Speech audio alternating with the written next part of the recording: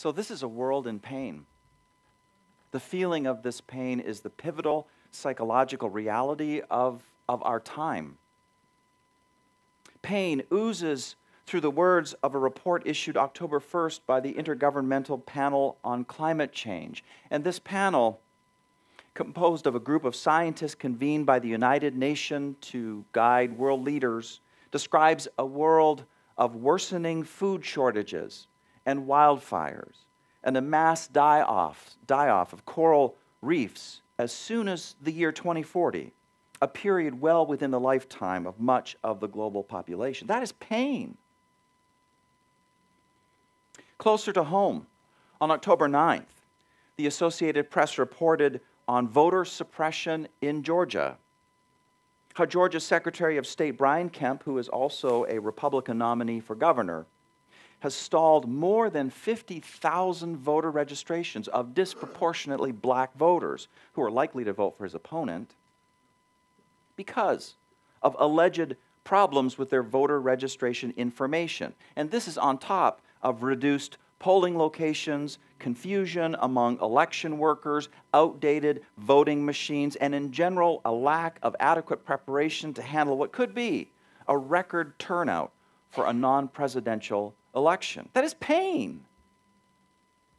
And then came this news on October 11th, that a new Bloomberg analysis based on U.S. Census Bureau data and the distribution of household incomes all of this has determined that Atlanta has the worst income inequality in the United States. We are the top dog in poverty, despite being the city of Delta Airlines and Coca-Cola and all of the extreme wealth. We are also a city teeming with low-paying jobs in the hospitality and retail sector, and the poverty rate is at 24%. What's worst about this poverty is what it does to the kids.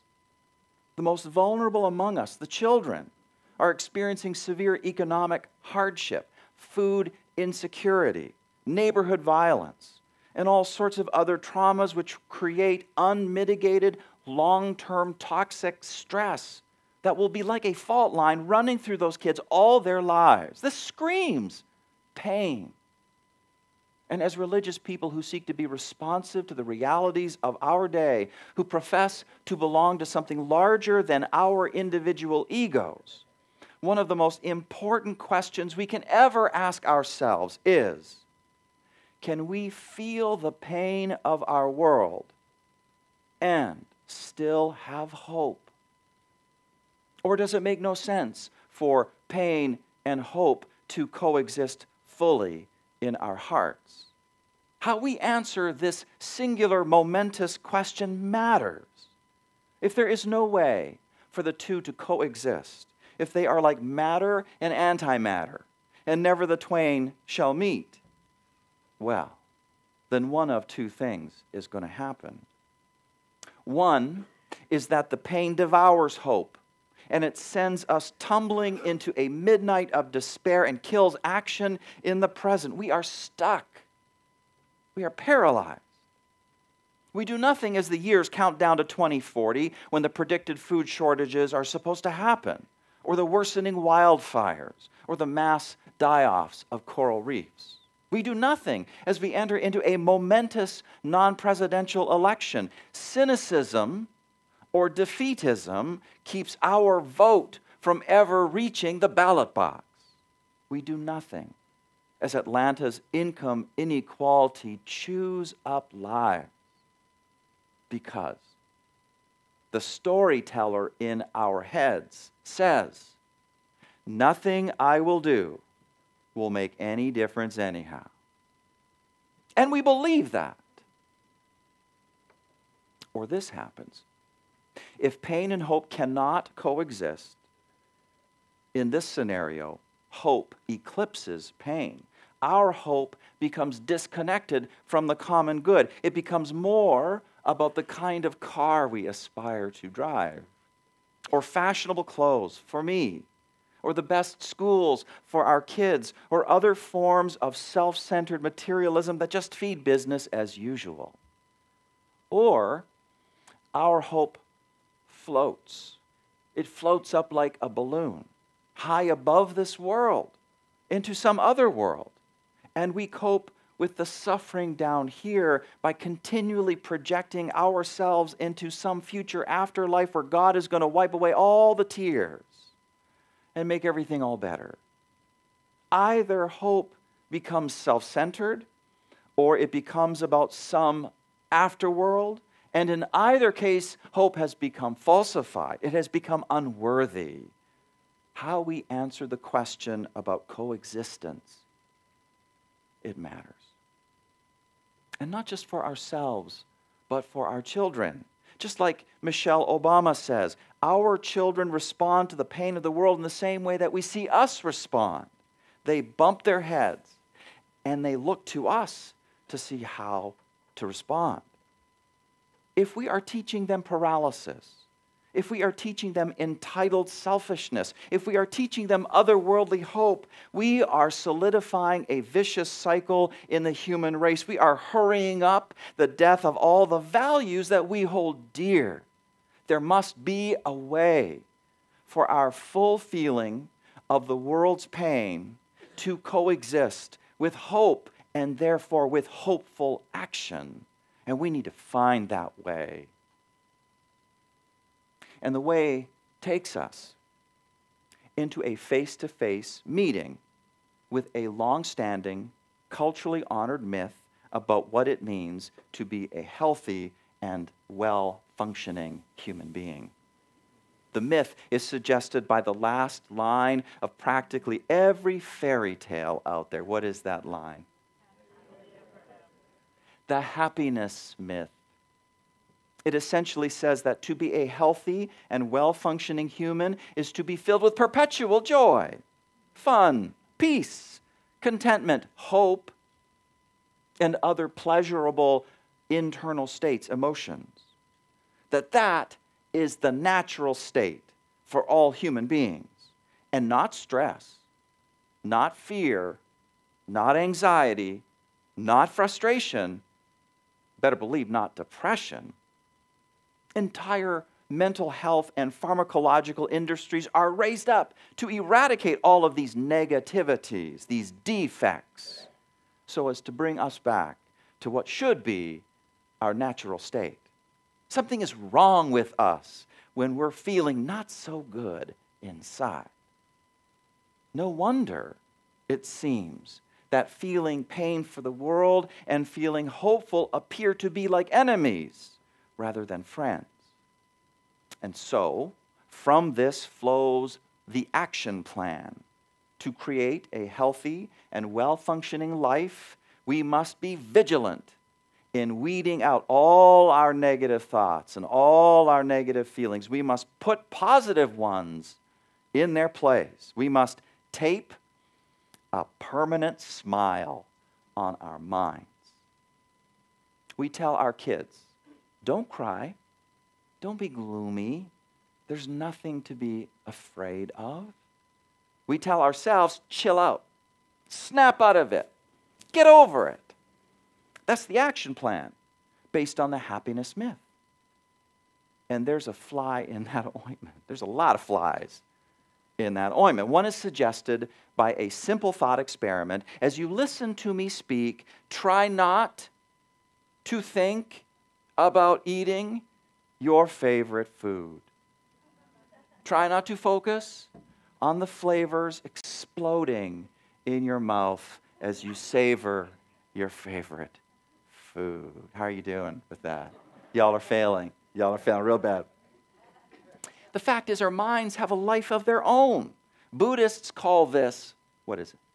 Monkey mind. Thoughts of all kinds. They just pop in from nowhere, uncalled for by us. We completely overestimate our powers to control this. It is also estimated that 80% of these thoughts have some degree of negative content.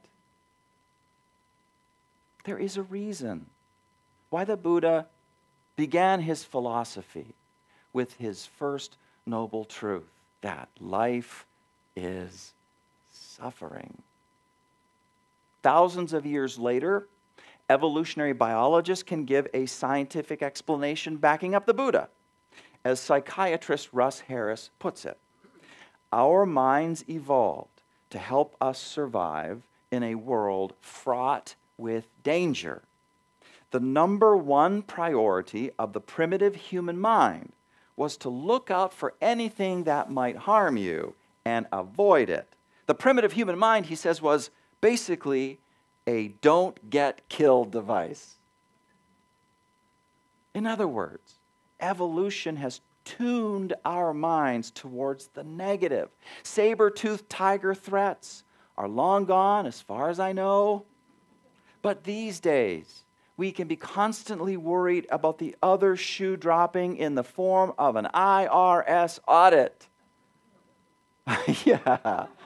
Or a kid bullied at school, or being diagnosed with some disease. Evolution has also taught us to be wary of exclusion from the group, because group membership means safety. So today we can be constantly worried about doing something that might get us rejected, or doing something that causes us to not fit in, or doing something that causes us to make a fool out of ourselves. Our minds are busy comparing ourselves with others. Am I too thin? Am I too fat? Am I too tall? Am I not tall enough? And on and on. Evolution, says psychiatrist Russ Harris, has shaped our brains so that we are hardwired to suffer psychologically, to compare, to evaluate, to criticize ourselves, to focus on what we are lacking, to rapidly become dissatisfied with the stuff that we got, and to imagine all sorts of frightening scenarios, most of which will never happen. And then he says, no wonder humans find it hard to be happy. Now, you know how it's said, we are spiritual beings having a human experience? Well, that's the human experience right there. Doesn't really matter what might be going on in the world outside of your skin. You could be at Disneyland, but your core human nature is hardwired to suffer. A core human nature that is the cause of monkey mind.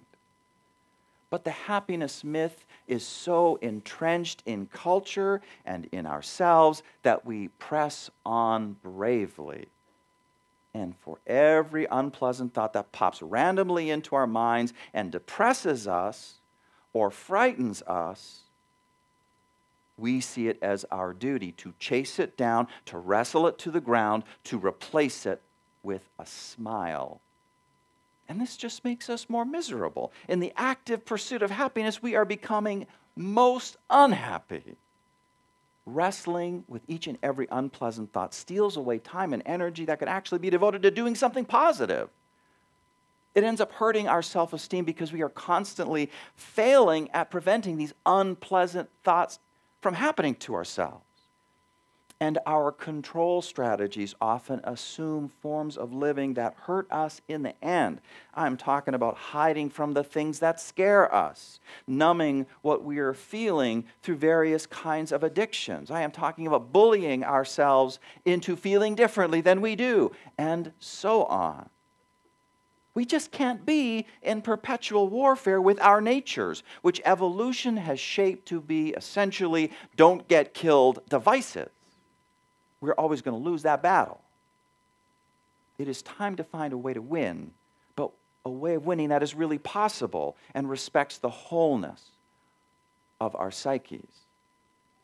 Winning means throwing out that myth about what it means to be a healthy and well-functioning human being. Winning means getting maladjusted in the Dr. King sort of way. We especially have to throw out the myth because you know what? All the things that are worth fighting for in our lives, all the things that our Unitarian Universalist 7 principles talk about, the things that are most truly meaningful in our lives, well, all that brings with them a whole host of feelings, both pleasant and unpleasant. If you are not feeling sadness and anxiety and fear these days, well, you are not living deeply and meaningfully enough. You are not fulfilling the call of your inherent worth and dignity enough. In particular, you do not comprehend what it truly means to be woven into the interdependent web of all existence, which our seventh principle talks about. It means to hear within ourselves the sounds of the earth crying. It means to hear within ourselves the sounds of the crying of suppressed voters and the crying of children living in poverty. To be a part of the interdependent web of all existence is not just to feel wonder at amazingly beautiful things like, I don't know, the sky, the Grand Canyon. It is also to feel pain at the way the world is broken, and sorrow, and dread. Joy and sorrow are woven fine, clothing for the soul divine. Healthy and well-functioning is not about being internally cleansed of painful thoughts and feelings. Healthy and well-functioning is about knowing that the internal space of your heart and mind will always be cluttered by all sorts of stuff. Knowing this and knowing you are big enough and you are strong enough to hold it all, and then choosing carefully which thoughts you will feed with your attention and which ones you will simply allow and let go of because they are not useful. When you hear about what is projected to happen to our planet by 2040, or when you hear about voter suppression, or when you hear about the toxicity that is the fate of impoverished children, and this thought pops into your mind, nothing I do will ever make a difference anyhow. Tell me, in all fairness, is this a useful thought?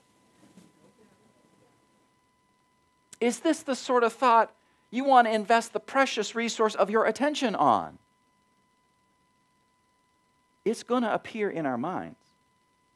Human nature is why such terrible thoughts continually arise in our minds. So we cannot waste energy chasing such negative thoughts down or arguing them away or whatever. Just say, the storyteller in my head is at it again. He is 100,000 years old, and he is still scanning the environment for saber-toothed tigers. Okay, he can think what he wants to think, but I'm not going to fight it. He shares the same mental space that I do. I am never going to get rid of him as a roommate. He is a permanent roommate in here. So I got to make peace between us. He's got his perspective, and I got my perspective. What I am going to do is this. I'm going to go vote. I'm going to find a way to help. I'm going to get active with my hope. Or you can do this. Nothing I do will make any difference anyhow. Nothing I can do will make any difference anyhow. Nothing I do will make any difference anyhow. Nothing I do will make any difference anyhow. I mean, they're just words. They're just words. Just because these words appear on the screen of your mind does not mean that they are true. We know we need to be very careful these days about words we read on screens because of all the misinformation campaigns out there. So why are we so naive about the words that appear on the screen inside our heads? Don't let those words scare you, steal away your energy, steal away your opportunity to live out your values. To be a well-functioning, healthy, spiritual being having a human experience is to bear the weight of 100,000 years of conditioning that pops up constantly in the form of a voice saying words that make you afraid, that make you constantly unsatisfied, that fill you with unpleasantness. To bear this weight and to bear it lightly, to hold open a space inside of yourself that allows unuseful thoughts to pop in, to march around like they own the place, and then just let them be. Let them run out of steam all on their very own like the wind-up toys that they are. What you do is you keep your eyes on the prize. What you do is you focus on the useful thoughts that guide you into being a difference maker in this world. What you do is you know that you can honor the full pain of this world, and you know that you can still hope. The two do not cancel each other out. The two together make you into one precious, whole human being, joy and woe woven by. This world needs you. Amen.